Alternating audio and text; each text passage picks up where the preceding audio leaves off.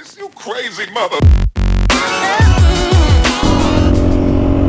What is going on, everybody? It's your boy Blaine here, back again with another video, and today is the 300-mile review of the 2023 KTM 500 EXC-F dirt bike, or dual sport as they would say. What do they call this bike? They call it the most expensive dual sport in all of the bikes. They also call it one of the best dual sports in all of the bikes. Hang on here, I got an itch on my nose. Oh my god, felt amazing. Sorry. So let's discuss this bike. Let's talk about comfort, speed, handling, on and off road, and miscellaneous things after that. So first one, comfort. Honestly, I did upgrade the seat.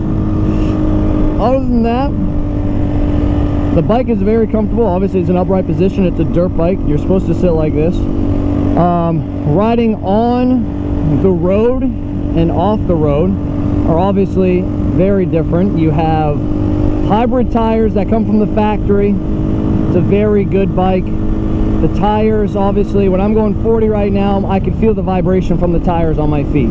If I had Supermoto tires, I wouldn't really feel any vibration. It would be a nice smooth ride, just as much as if I was riding a sport bike or something like that.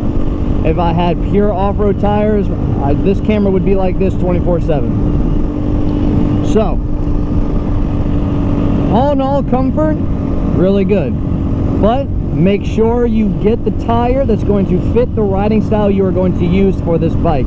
I love to ride it to work. It's all on road. I don't have any trails I could take off to get to my job, so it's all on road. But I like to detour. I like to go off-road when I'm on my way home, or I like to just take my bike out on the road and then hit a trail or two, right? So there's that. So make sure you pick the right tire for what you're going to be doing. So since I ride on and off road most of the time, I like the hybrid tire. I'm not strictly going to take this and only go off trails. If I was, I would have a set of rims where I can change them when and what I'm doing with the bike. I am thinking about getting some Supermoto tires, but honestly, it's a little bit of a hassle just to fucking get the tires on and off, just to go ride on the street when I could see a trail that I've never seen before and I want to take it, but now I got street tires on it. So I like to stick with the hybrid tires and just continue to do that. So, good. Now, price. This bike was expensive. I took a loan out for this bike. I think it was $13,500. I did put $1,000 down because of tags, you know, tags and title and all those, and taxes pretty much. I didn't trade in my my CBR. I sold that CBR, and all that money I got from making all the money I made on the CBR I used as a down payment. So I didn't take any of my personal money, but I think MSRP for these bikes is 14 something, or maybe 13 and some change. So compare that to the Suzuki DRZ, compare that to the CRF 450 RL from Honda. Yamaha, I think, has their, what does Yamaha have for an enduro bike? I don't even think they really have an enduro bike that's like, you know, like the, I think they do, but it's not like something like the KTM or the CRF. So anyways, like the DRZ, I believe, is like 9 to 10 grand, and then obviously the CRF is 450 RL is 10 grand as well.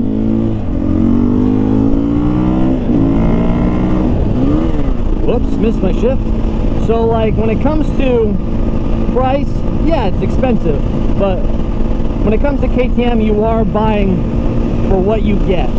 Like, this bike has never given me a single issue, even though I've only driven it 300 miles. I've gone on and off road with on it with trails that you've seen in previous videos, and there's no true issues off the factory floor. You know, I don't like the style of the Suzuki DRZ. That's just a personal thing. And I love Honda to death. I've had every single bike I've owned in my entire life has been a Honda.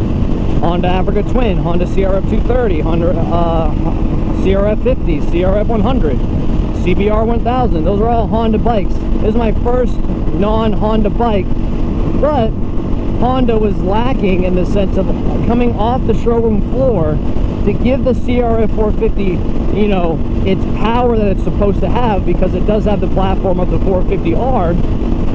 It needed $2,000 more.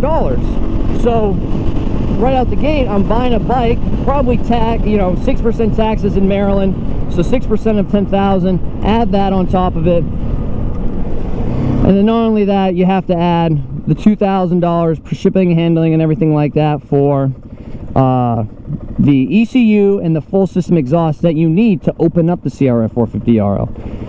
Sure, I can buy the the ECU and the full exhaust and get more power out of this bike, but I don't need to. This bike is a 500. It has enough power to do what I want to do, and I'm not trying to just spend another $2,000. Maybe later down the road, sure, if I want an exhaust, but other than that, this bike is riding beautifully.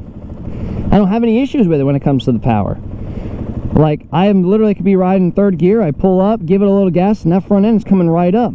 So, like, the fact that I gotta buy a bike for 10 grand and then spend another, $2,500 to get it to where I want it for power, that's just, that's something I wasn't wanting to do. I want to go buy the bike and I want to fucking ride the bike. I don't want to ride the bike and then be like, geez, I got to worry about X, Y, and Z until I get X, Y, and Z. So at the end of the day, that's why I went with the KTM, and I'm actually like happy that I did go with this bike, because it is just a badass bike. Like, it rips. So I mean, it's not like the CBR or anything, but this bike can move, I'll tell you that right now. For what it is, it can move. So now let's see, obviously, like, other things about the bike, like the maintenance, like looking at the maintenance and comparing it to the 450RL, which is honestly its biggest competitor. Like, there really is no other bike that's like the KTM 500 that is next to it in the sense of like what it does and what it's capable of doing, besides the Honda CRF 450L. So if I do, reference that bike a lot, that's because it's literally the #1 competitor for this bike. Like, hands down, no questions asked. Like, it's either you get the 450RL or you get the KTM 500, and that's pretty much it. KTM does have the 350 of this version of the bike, but talking big engine, big bikes, 450, 500, like, that's what you have. So, like, if you look at it, a lot of, where was I? Like, sure, the price is more, the power is there. I don't have to spend more money to make it more powerful, because the bike is very powerful. And there's some simple things you can do to get more power out of this bike. Remove the reeds for the air filter, maybe slip on an exhaust or something like that. But if you want to get more power, obviously you got to, spend some money, which is fine. But another thing is like maintenance. Looking at the price of the KTM and the price of the Honda, the maintenance schedule and the maintenance that they want from the book itself on the maintenance manual for the bikes, the Honda is just, oh my god, it is ridiculous. You're changing piston rings at 400 miles.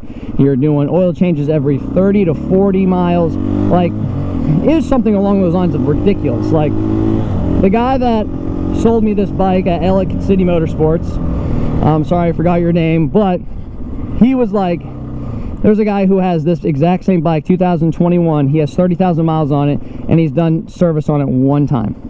One time he's done service, and that was the braking period. Other than that, he doesn't really do it. He obviously does the oil.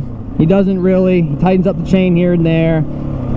It's not like the maintenance is like, oh, you got to replace this in the engine. Oh, you got to do this in the engine. Oh, if you want that to work a little bit better, then you got to do this in the engine. Like, there's a lot more just maintenance and labor intensive things in order for you to ride the Honda 450RL. And I was like, nah, that's something I don't want. I don't own a garage. I don't have the knowledge and tools to do all that stuff, and I'm not willing to spend all that money to do that if I want the bike to last as long as they said it could last. Obviously, it's a Honda. They're honestly just a different breed of engines, and they can last for a long time.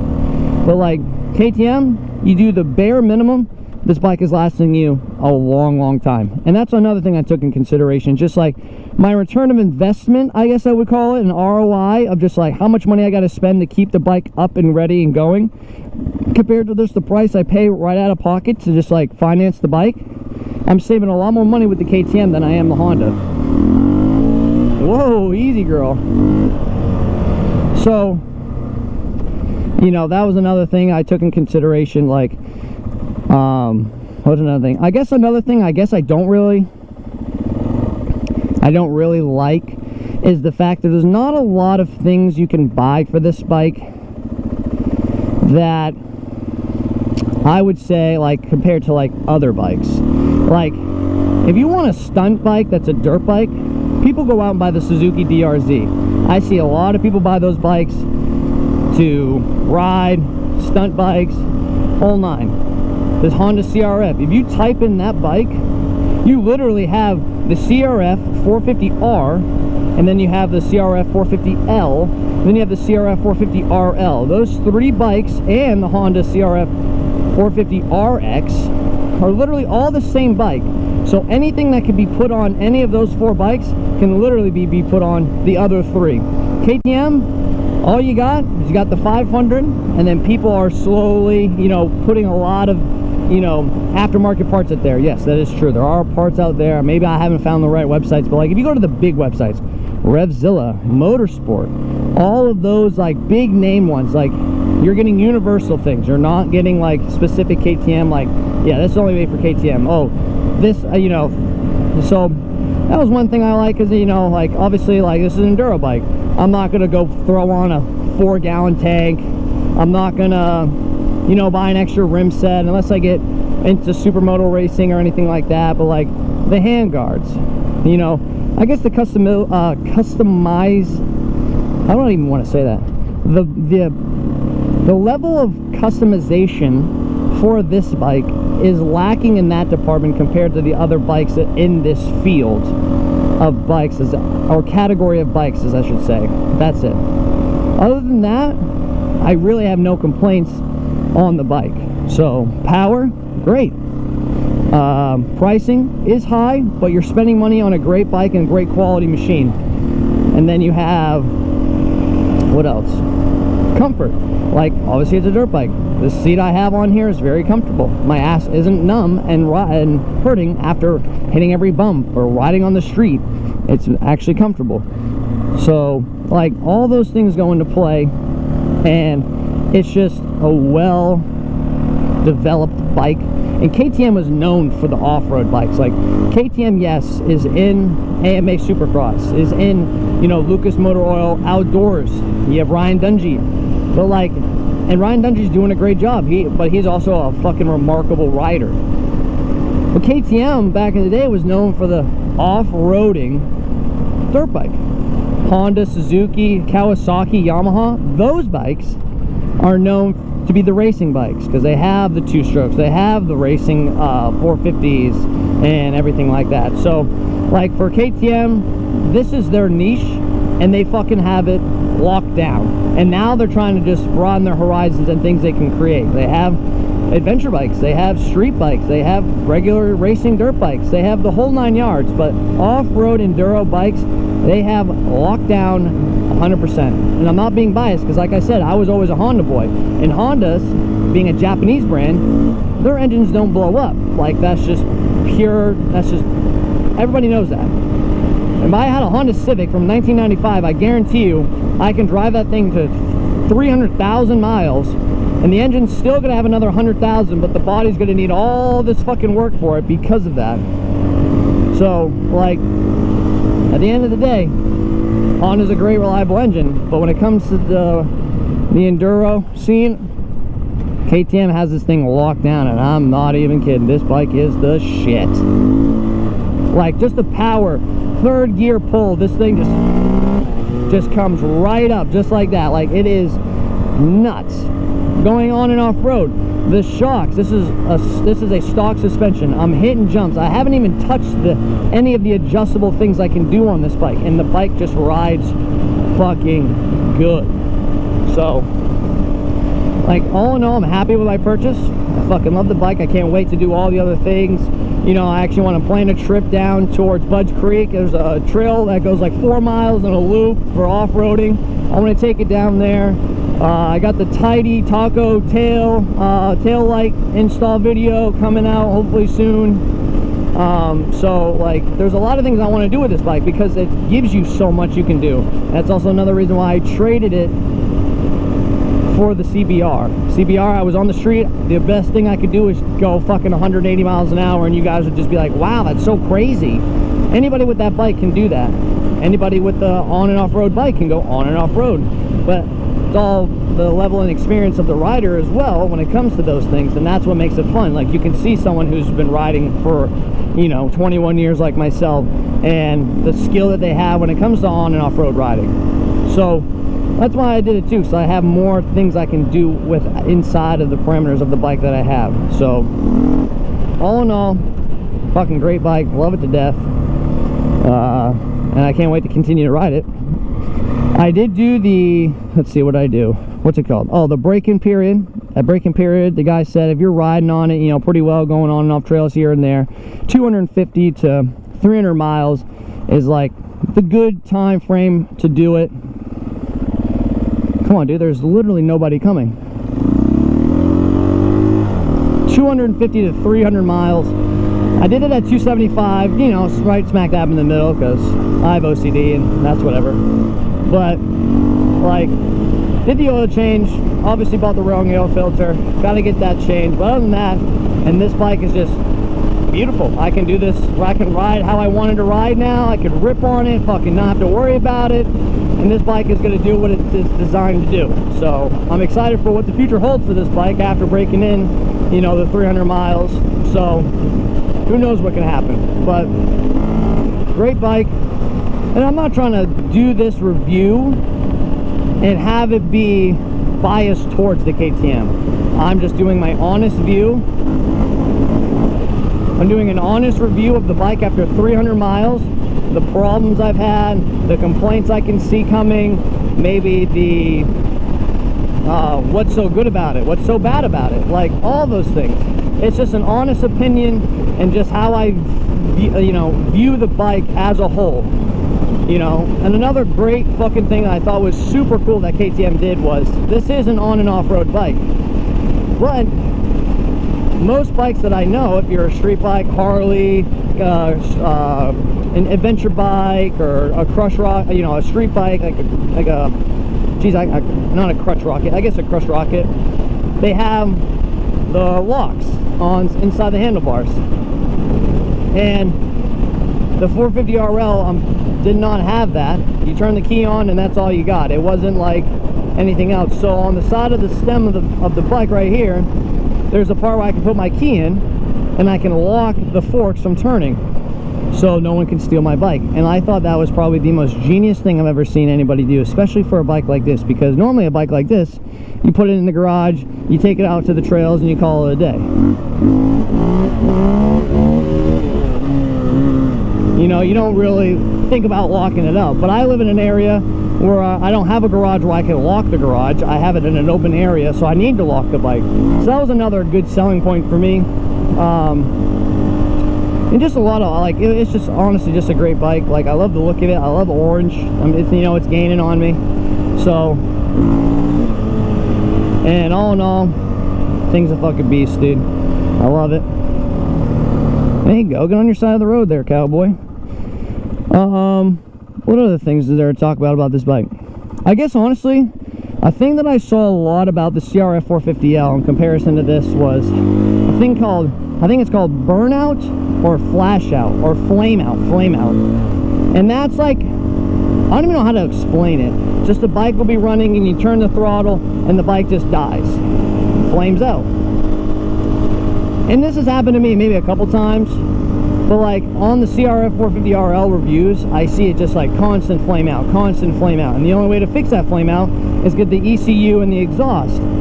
But it doesn't completely fix it. Obviously, it's not going to completely fix it. It's not like Honda's in the factory making it and saying, yeah, we're going to make this flame out all the time unless you put the ECU in it and we get more money.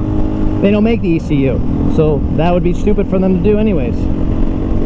But all in all, this has flamed out a couple times on me, probably because I've just been ripping it and not really like paying attention to letting it warm up or anything like that, which is some dumb shit that I definitely have done before. So, you know, things like that. Other things, I mean, I just don't see any other complaints on this bike. It's literally a fucking beautiful bike. See if I can pop a wheelie here.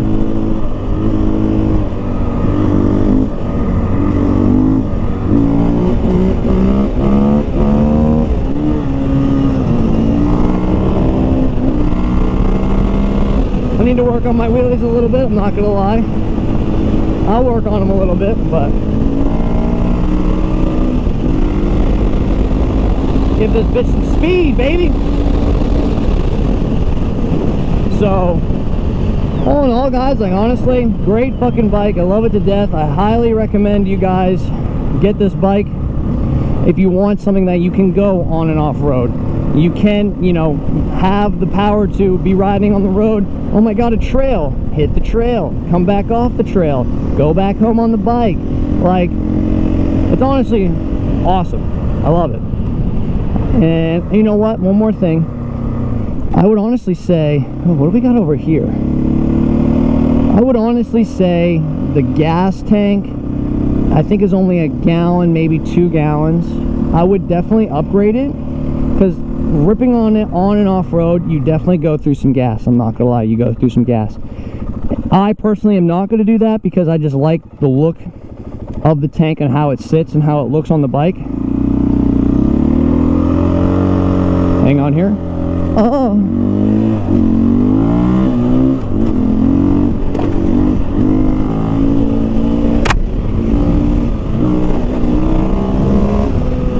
I love doing that so much. I don't know why. Come in here super hot like in this corner.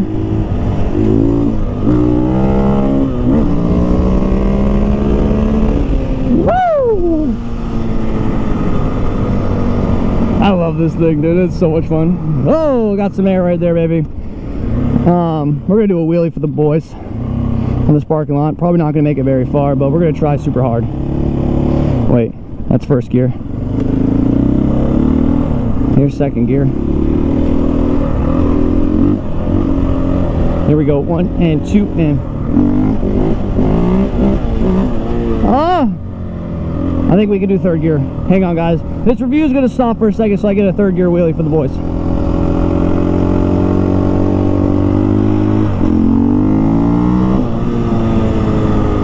Shoot the gap.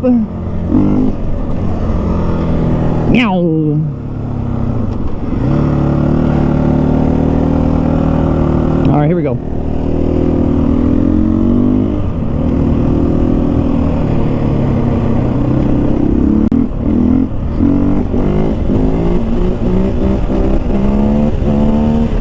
Whoa, let's go. That was probably my best one I've ever done on this bike.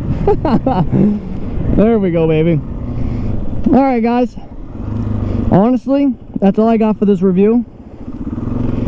The 2023 KTM 500 EXC-F is the bike to have for the enduro lifestyle you want to live. I'm telling you right now. Oh my god, I almost came off the goddamn bike. But as I was saying, the bike to have is this bike. It has a lot of power. Comfort is great. Accessories, very minimal. I don't even know if you saw me. Anyways, and the accessories are minimal. The power is great. The comfort is there. The price is expensive, but it's worth the price and everything like that. So, all in all, great bike. Highly recommend it. And as always, guys, this is your boy Bueno. Peace out, and remember, life moves fast, and enjoy the ride. See ya.